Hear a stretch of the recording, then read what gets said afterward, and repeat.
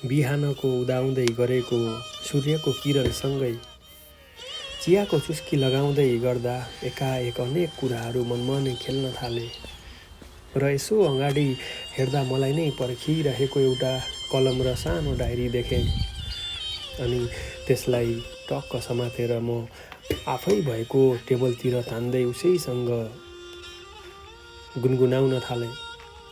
उसले नि मलाई नै पर्खिरहेको गुनासो गर्दै भन्न थाल्यो, तिमी कति आफूभित्री कल्पनाको गहिरो सागरमा डुबेर मनलाई उकाल जुकाल गराउँदै एक्लै सोचेर मात्र काल्पनिक दुनियाँमा हराउँछौ। यसो कहिलेकाहीँ सुख मसँग नसाटे पनि दुःख साट्ने गर न।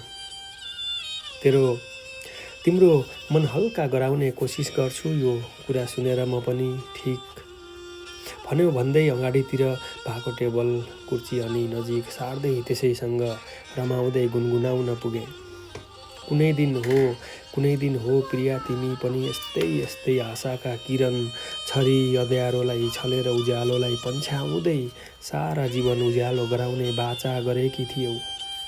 तर दुर्भाग्य भनौँ या भाग्य, त्यो दिन अझै पनि मलाई याद छ। मैले गरेका अनेकौं प्रश्नको उत्तर दिँदै जान्थ्यौ।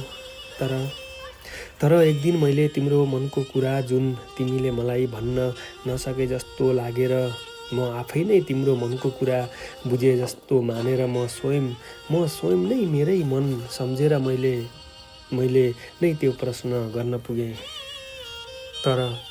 तर खै के भो, त्यो मेरो प्रश्नले तिमीलाई ठुलो समुद्रको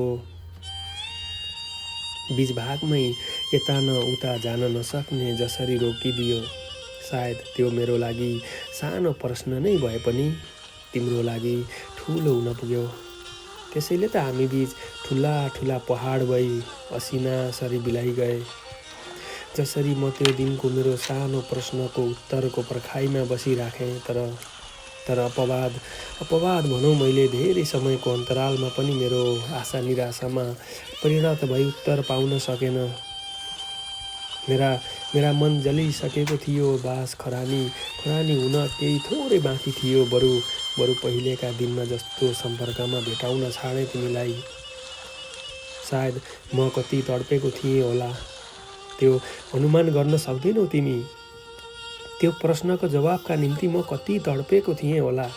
त्यो समय जुन तिमीलाई मैले आफू सम्झेको थिएँ र सारा दुनियाँ तिमी हौ मेरो जस्तो लाग्थ्यो। सायद धेरै समयको पर्खाइपछि जवाफ नपाएपछि मेरो पनि मन सायद एकाएक बदलिन सायद अब त मैले तिमीलाई चाहेर पनि आफ्नो बनाउन सक्दिनँ। सरी प्रिया, किनकि जुन बेला तिमी मेरो लागि अमूल्य बनेकी थियौ, ठिक आज समयले धेरै उल्टे फेरिसकेछ।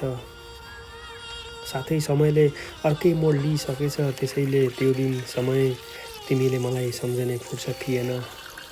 अब मैले तिमीलाई सम्झने फुर्सद छैन। प्रिया, बास हामी बीच यति नै फरक रह्यो, जुन हामी दुवैलाई एकैपल्ट सम्झने फुर्सद भएन। समय मिलेन, बास मिलेनछ। अब तिमी तिम्रो काल्पनिक दुनियाँमा रमाइराख र म आफ्नै काल्पनिक दुनियाँमा रमाइराख्नेछु।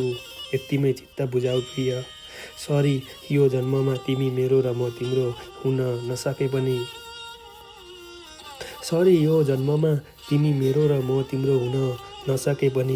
अर्को जुनीमा तिमी म नभएर हामी हुनेछौँ।